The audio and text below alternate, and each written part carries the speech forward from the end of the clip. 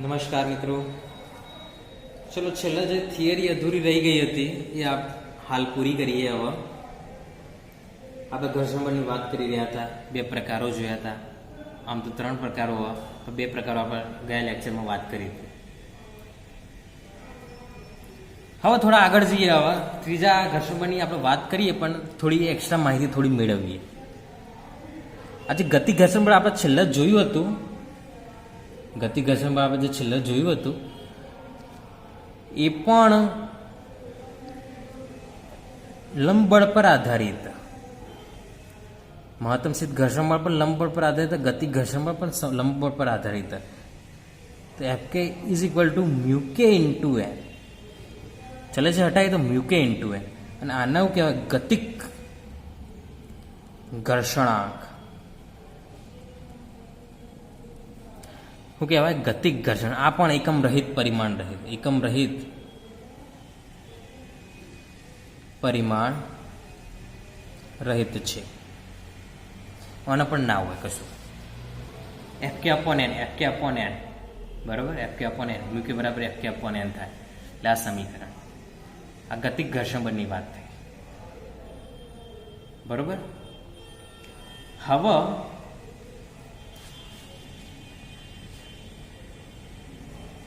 ત્રીજી વાત કરી નાખીએ. રોલિંગ ઘર્ષણ બળ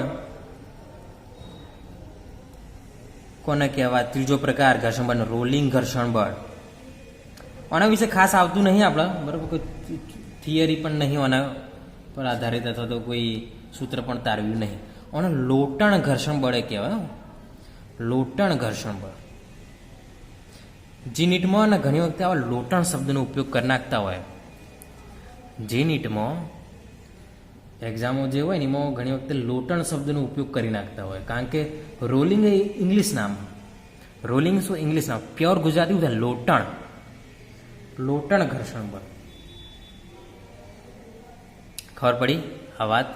ચલો વ્યાખ્યા જોઈ લઈએ. કોને કહેવાય વ્યાખ્યા? રોલિંગ ઘર્ષણ બળ કોને કહેવાય? તો પદાર્થની સરક્યા વિના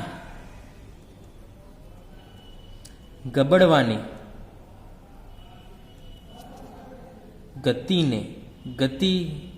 ગતિમાં લાગતા ઘર્ષણ બળને રોલિંગ અથવા લોટણ ઘર્ષણ બળ કહે છે. સરક્યા વિના જ્યારે પદાર્થ ગબડે, મતલબ ગતિ જ કરે, એક પ્રકારે એવું ગતિ જ કરે, પણ કેવું? સરક્યા વિના ગબડે. તો પ્રશ્ન થાય કે સરક્યા વિના કેવી રીતના ગબડે? તો એની વાત હું તમને કરી નાખું.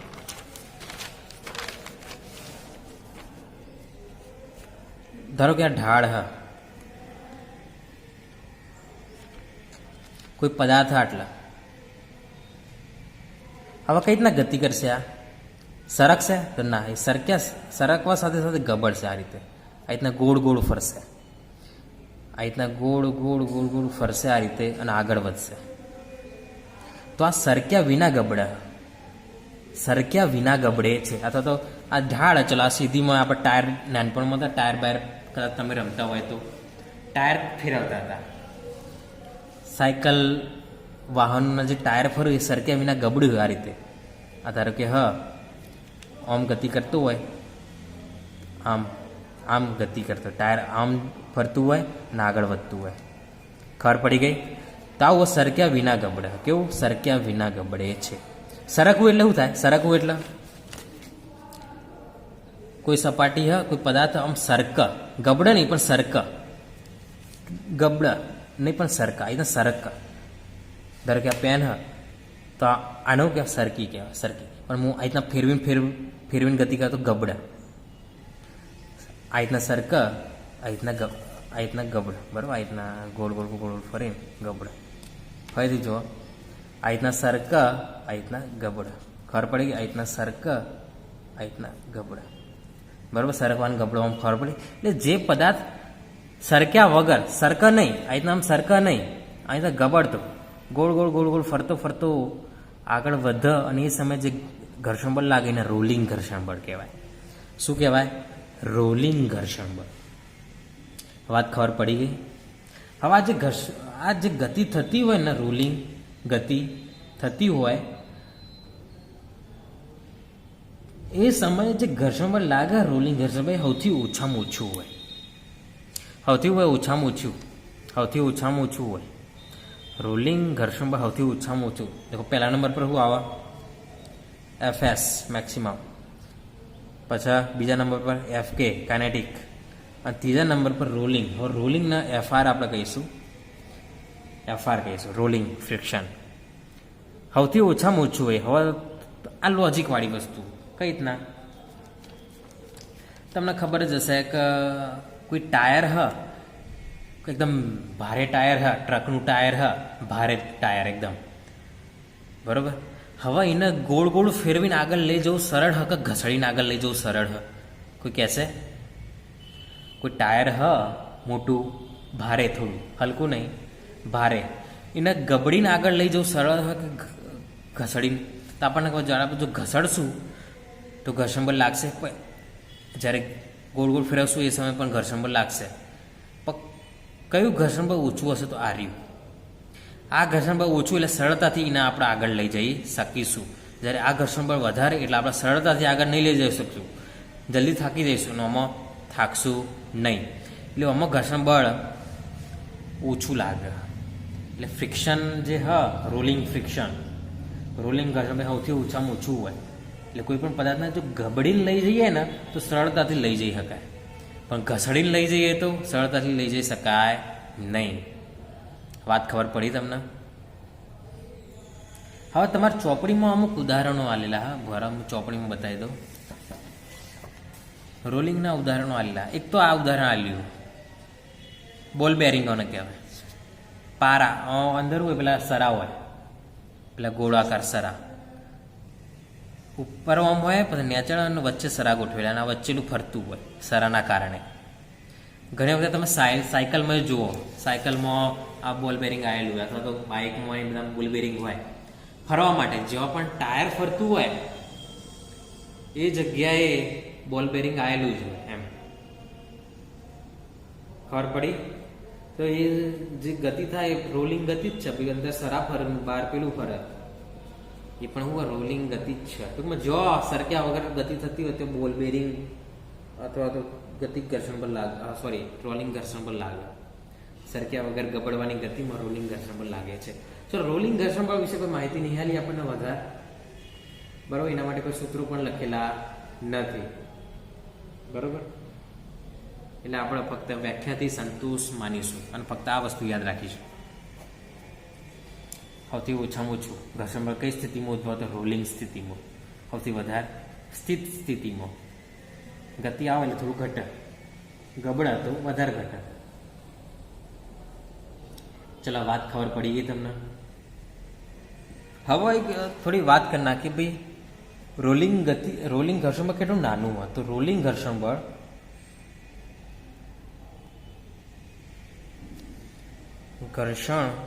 બળ એ સ્થિત ઘર્ષણ બળ કરતા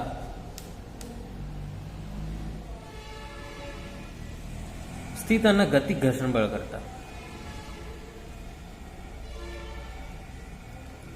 કરતા 1000 ગણું નાનું હોય છે. 1000 ગણું ઓછું હોય. નાનું હોય એટલે ઓછું હોય. ચોપડીમાં આવો શબ્દ હશે, 10³ ઘાત 10³ ભાગનું આવું હશે શબ્દ, પણ આ અર્થ એક જ છે. 10³ ઘાતમાં ભાગનું હતું તો 1000 ગણું નાનું, એક જ અર્થ થાય. ચલો, વાત ખબર પડી ગઈ. હવે આપણે થોડા દાખલાઓ જોઈ લેવાના.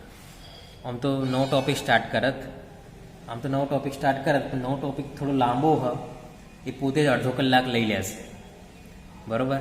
અને થોડો લાંબો વિડીયો થોડો લાંબો બની જાય એટલે આપણે થોડા દાખલાઓ જોઈ લઈએ.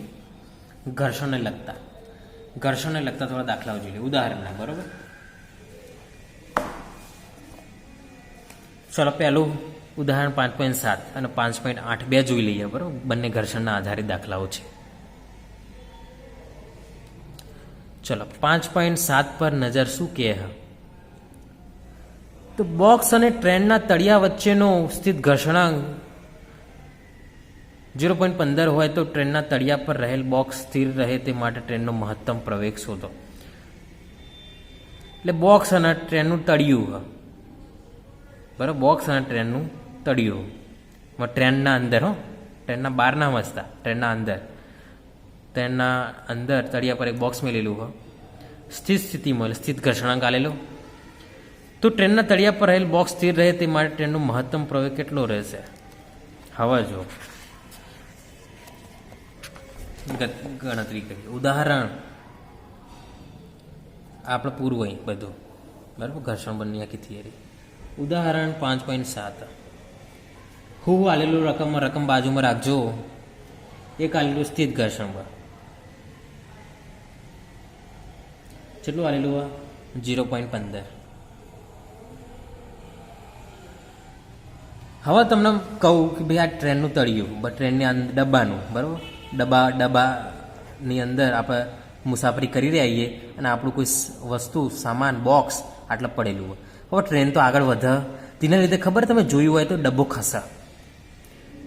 ઘણી વખત તમે જોયું હશે ભાઈ ડબ્બો મેલેલો હોય પણ ટ્રેન આગળ વધે, એના લીધે આ ડબ્બો ઘણી વખત ખસીને પાછળ જતો રહેતો હોય ટ્રેનમાં કદી બેહલા હોય તો, બરાબર. ટ્રેનમાં જે લોકો બેહલા એને ખબર આપણે મેલેલી હોય ને વસ્તુ તો બોધીને રાખવી પડે, અથવા તો કોઈ ચોક્કસ ખૂણા દબાઈને રાખવી પડે. જો એમને તમે મેળવી હોય ને તો ટ્રેન તો ગતિ કરે, હાલક ડોલક થાય, ગતિ કરે, એના લીધે ઘણી વખત ડબ્બો ખસીને આગળ પાછળ થઈ જતો હોય, બરાબર. તો ટ્રેનનો પ્રવેગ કેટલો, મહત્તમ પ્રવેગ કેટલો? ભાઈ આ ખસે નહીં એના માટે ટ્રેન કેટલા સ્પીડથી, કેટલા પ્રવેગથી ગતિ કરવી જોઈએ. સ્પીડની વાત નહીં કરી, પ્રવેગની વાત. બે આ ડબ્બો ખસે નહીં, ટ્રેનના અંદર ટ્રેનના તળિયા મેલેલો ડબ્બો ખસે નહીં, એના માટે ટ્રેન કેટલી રાખવી પડે? જો વધારે સ્પીડથી જવું તો પછી ખસી જવા, એટલી રાખવી પડે, એની વાત. ચલો ખબર પડી ગઈ આખી ઘટના ખબર પડી ને. ચલો હવે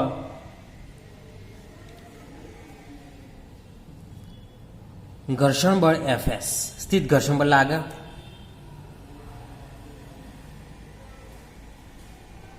બરોબર, સ્થિત ઘર્ષણ બળ લાગે છે. હવે સ્થિત ઘર્ષણ બળનું આપણે હમણાં હાલ સૂત્ર લાયા હતા, મ્યુએસ ઇન્ટુ એન. મતલબ વાસ્તવમાં તો મ્યુએસ ઇન્ટુ એન મહત્તમ સ્થિત ઘર્ષણ બળ જેટલું હતું, પણ આપણે મહત્તમ પ્રવેગ શોધવાનું તો મહત્તમ સ્થિત ઘર્ષણ બળને જ આપણે લઈશું. મહત્તમ સ્થિત ઘર્ષણ બળ મ્યુએસ ઇન્ટુ એન સૂત્ર હતું, બરાબર. હવે ઘર્ષણ બળ વાસ્તવમાં બળ જ છે કે? તો આપણે ઘર્ષણ બળને એમએ લઈએ કે એમએ લખીએ કે ના લખીએ કાંઈ? વાસ્તવમાં બળ જ છે કે કોઈ પણ બળ એમએ લખાય, કોઈ પણ બળ હોય એમએ લખાય જ, બરાબર.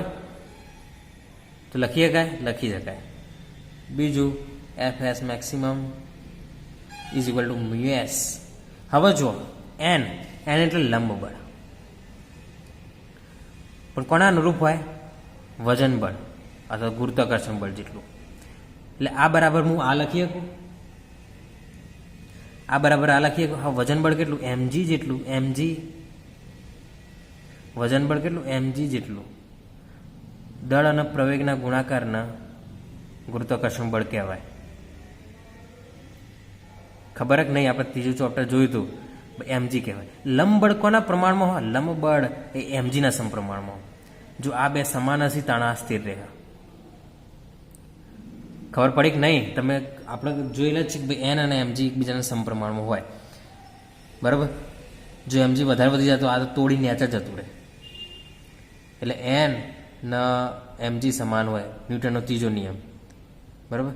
એટલે mg બરાબર એન લખીએ કારણ કે બંને બળો સમાન, દિશા વિરુદ્ધ તો બંને સમાન તો હું તો n બરાબર mg લખાય કે ના લખાય? તો લખાય. વાત ખબર પડી? આ સૂત્ર ચોથી આવ્યું. ના ખબર પડી તો વિડીયો ફરીથી જોઈ લેજો આ ટોપિકનો. ચલો, આ બરાબર આ બરાબર આ, તો આ બરાબર આ કહેવાય. બસ સરખાઈ દો. ma maximum is equal to mu s mg. Cancel, તો a maximum is equal to mu s into g. મીએસ કેટલા આપણને આ દીધેલા કેટલા લે 0.15 અને જી તો આપણને ખબર હે 9.8 પણ હવે આપણા ચોપડીમાં 10 લીધા એટલે આપણે 10 રાખીશું. ચલો 10 રાખીએ તો કેટલો આવે 1.5 મીટર પ્રતિ સેકન્ડ વર્ગ. તો આ મેક્સિમમ આવી ગયું. ટ્રેનનો પ્રવેગ આટલા જુઓ, ઓનાથી વધારે તો પછી ડબ્બો ખસવા માંડ્યા આગળ પાછળ. ઉપર નેચર તો નહીં, ઉપર નેચર નહીં, કેમ કે એન અને એમજી તો સમાન જ છે, પણ આગળ પાછળ ખસવા માંડ્યા. ઘર્ષણમાં ટૂંકમાં ઓછું થાય એમ. ખબર પડી ગઈ આ વાત. તો આ થયો દાખલો.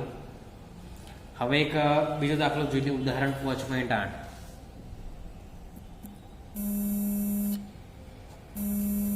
હવે દાખલો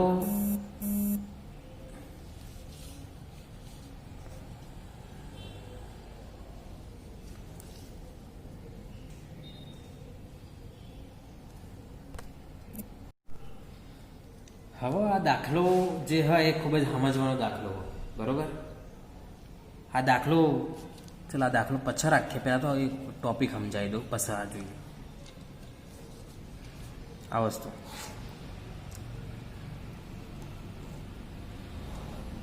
આ એક્સ અને વાય અને આ કોઈ સદિશ એ આપણો, બરોબર.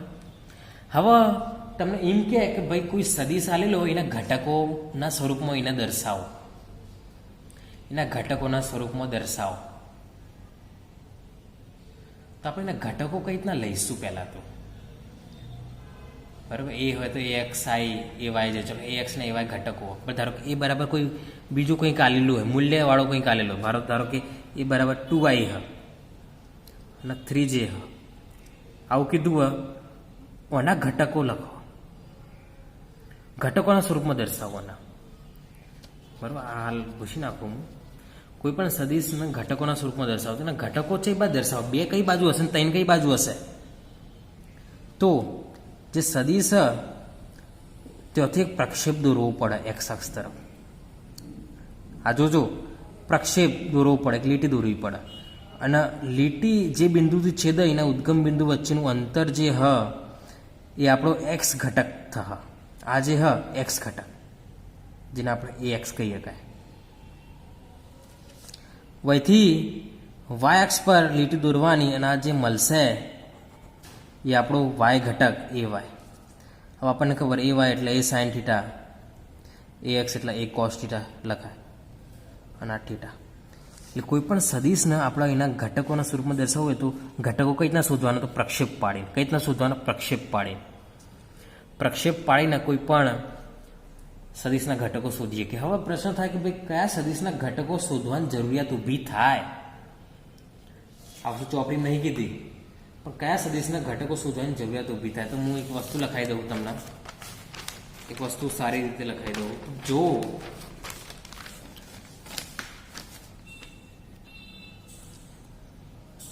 જો કોઈ સદિશ કોઈ ચોક્કસ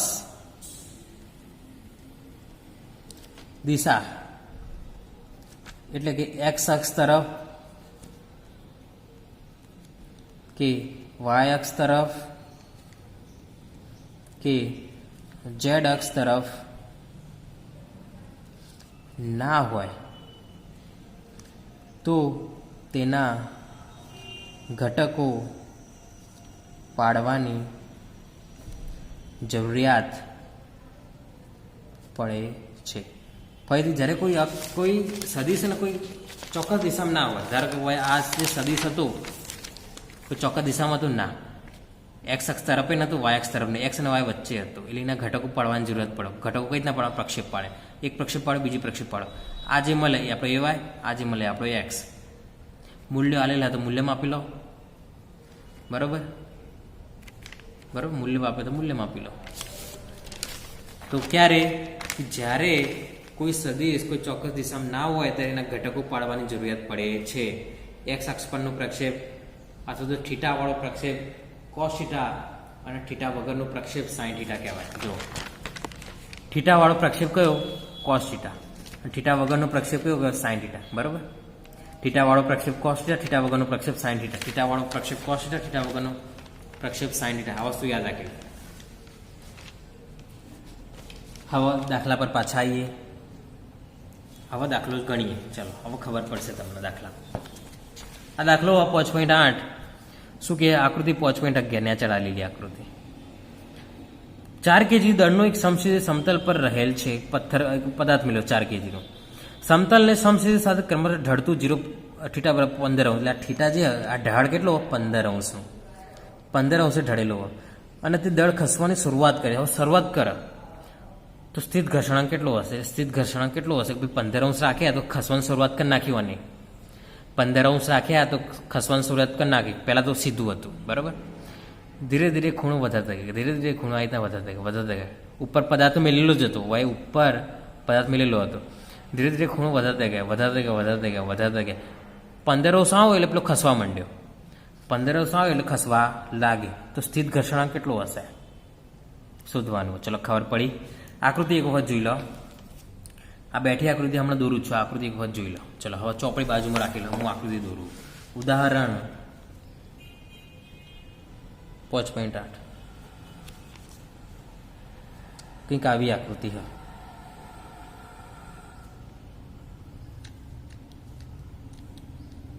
બરોબર. એક પદાર્થ આ રીતે મેલેલો હ જે ખસવાની શરૂઆત કરે. મતલબ શરૂઆત કરી નાખીએ ખસવાની. બાહ્ય બળ મહત્તમ સ્થિત ઘર્ષણ બળ કરતાં વધી ગયું. અને આ θ એટલે 15 અંશ. બરાબર. હું θ નહીં 15 અંશ દર્શાવી દઉં ડાયરેક્ટ. વાત ખબર પડી ગઈ. હવે જુઓ આટલે જુઓ પદાર્થ કયા કયા બળો લાગ્યો પહેલાં તો જુઓ. એક લંબ બળ. કઈ દિશામાં? તો સપાટીને લંબ જ. હંમેશા સપાટીને કેવો લંબ હોય. લંબ બળ સપાટીને હંમેશા લંબ હોય. યાદ રાખી લો. સપાટીને હંમેશા લંબ બળ.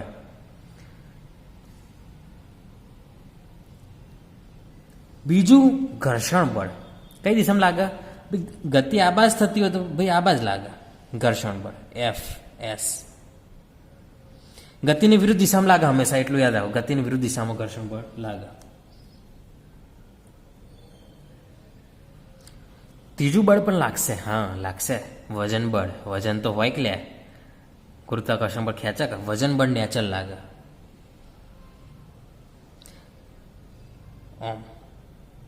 mg વજન બળ કેટલું? mg. બરોબર. વાત ખબર પડી. બરોબર. હવે આપણે શું કરીએ ભાઈ? આ જે અક્ષ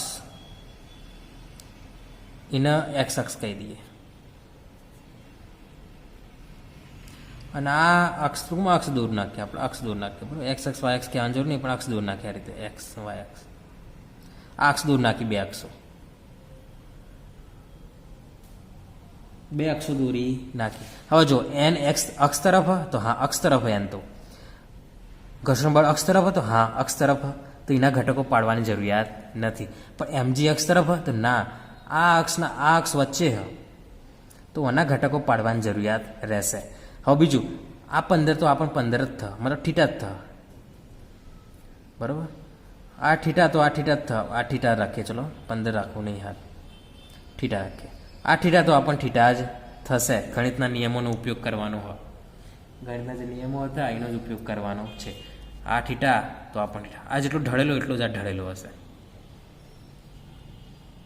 પેલો નિયમ તમને હું કહી દઉં. બે સપાટીઓ વચ્ચેનો ખૂણો તેમને લંબ દોરેલા બે બાજુઓના ખૂણા જેટલું જ હોય. જુઓ આ સપાટીને લંબ આ રહ્યું. બરોબર. જોતા રહેજો. આ નિયમ ઉપયોગી ઘણી વખતે કોમમાં આવી જશે તમારે. એટલે આ જોઈ જો. આ સપાટીને લંબ આ રહ્યું. આ સપાટીને લંબ આ રહ્યું. જો આ બે વચ્ચેનો ખૂણો θ તો તેમને દોરેલા લંબ વચ્ચેનો ખૂણો પણ θ જ થાય. આ સપાટીઓ વચ્ચેનો ખૂણો θ તો અનલંબ આ રહ્યું. અનલંબ આ રહ્યું તો આ બે વચ્ચેનો ખૂણો પણ θ થાય. તો આ લંબવાળાનો નિયમ ચલો આ થઈ ગયું આટલું. હવે આના બે ભાગો પાડ્યા. એક ઓના પરનો એક ઓના પરનો. બરાબર. એક ઓના પરનો. હવે આપણને ખબર θ વાળો કયો હોય તો mg cos θ.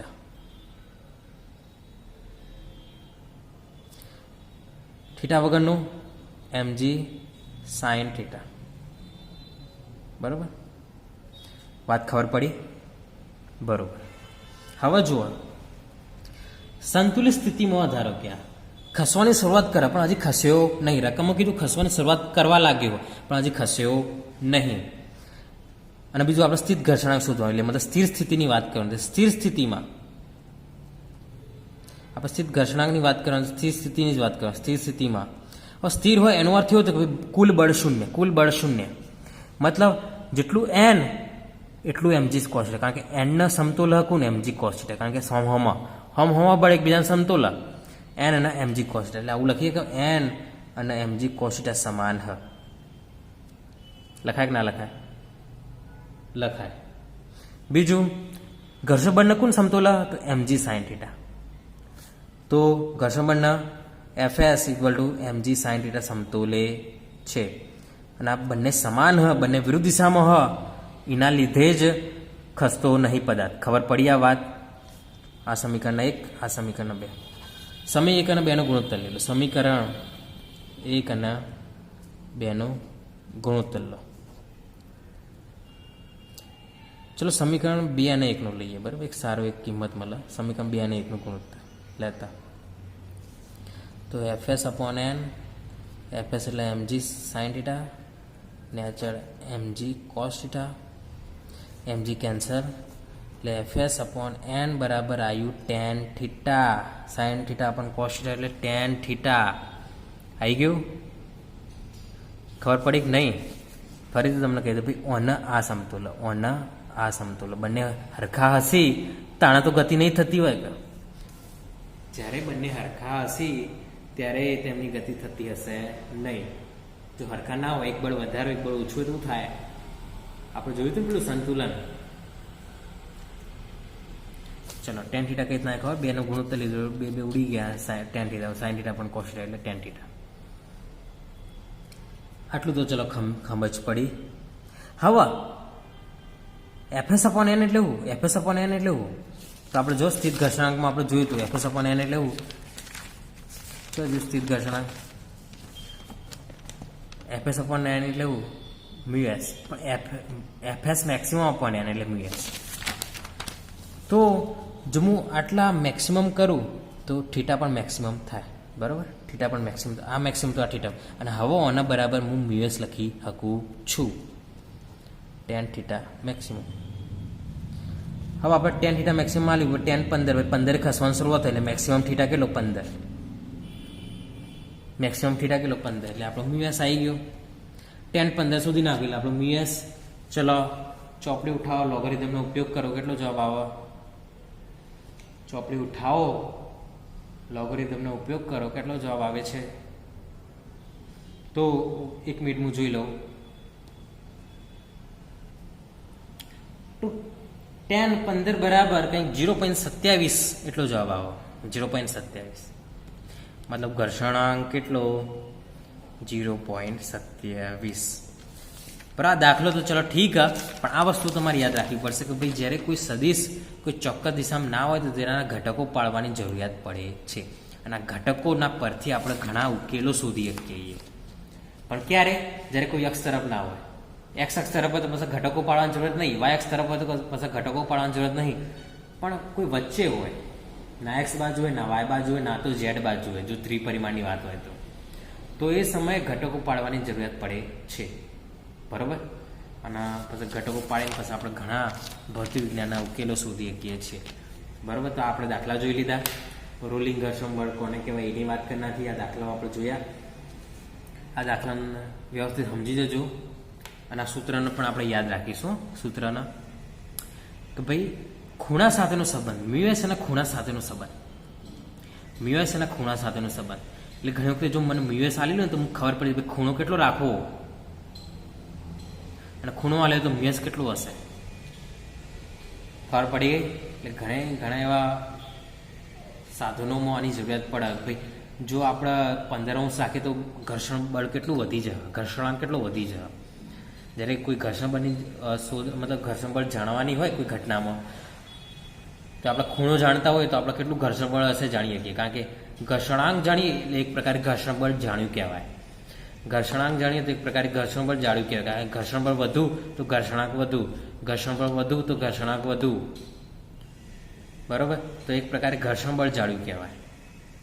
બરાબર, ખૂણા, અને જેમ જેમ ખૂણો વધતું જાય તેમ તો ઘર્ષણાંક વધતું જાય, ઘર્ષણાંક વધતું જાય, ઘર્ષણ બળ વધતું જાય. બરાબર, વાત ખબર પડી ગઈ? તો આ વાત થઈ. તો આપણે આટલા સુધી રાખીએ. નેક્સ્ટ ટાઈમ આપણે બે મહત્વની થિયરીઓ જોવાની, જેમાંથી એક તો થિયરી પૂછાય જ છે, ગેરંટી એક થિયરી પૂછા. બે થિયરીઓ જોઈશું આપણે, એમાંથી ગેરંટી એક થિયરી પૂછાશે. બંને થિયરીઓ કલાકની. બરાબર, કલાક તો લઈ લેશે. ચલો જોઈશું. બરાબર, સારું.